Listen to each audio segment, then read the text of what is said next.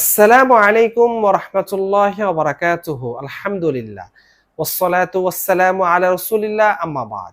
সুপ্রিয় দর্শক শ্রোতা, হাদিসে বর্ণিত এমন একটি দোয়া আছে যে দোয়াটি পাঠ করলে আল্লাহ রাব্বুল আলামিন তার শরীরের ব্যথাকে দূর করে দিবেন। আসুন আমরা জেনে নিই প্রিয় নবী সাল্লাল্লাহু আলাইহি ওয়াসাল্লামের শেখানো সেই দোয়াটি সম্পর্কে, যে দোয়াটি পাঠ করলে আল্লাহ রাব্বুল আলামিন তার শরীরের ব্যথাকে দূর করে দিবেন।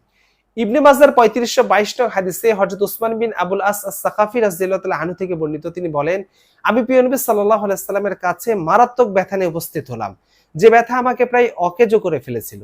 প্রিয় নবী সাল্লাল্লাহু আলাইহি ওয়াসাল্লাম আমাকে বললেন, তুমি তোমার ডান হাত ব্যথার স্থানে রাখো এবং ৩ বার বিসমিল্লাহ পাঠ করো এবং ৭ বার এই দোয়াটি পাঠ করো। দোয়াটি হলো, আউযু বিইজ্জাতিল্লাহি ওয়া কুদরাতিহি মিন শাররি মা আজিদু ওয়া উহাদিরু।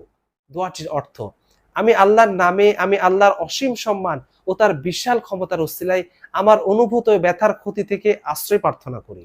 অর্থাৎ আমরা যদি আমাদের শরীরের ব্যথার স্থানে ডান হাত রেখে ৩ বার বিসমিল্লাহ পাঠ করি এবং ৭ বার এই দোয়াটি পাঠ করি, আল্লাহ রাব্বুল আলামিন অবশ্যই আমাদের শরীরের ব্যথাকে দূর করে দিবেন। তাই আল্লাহ রাব্বুল আলামিন আমাদের সবাইকে এই দোয়াটি পাঠ করার তৌফিক দান করুন।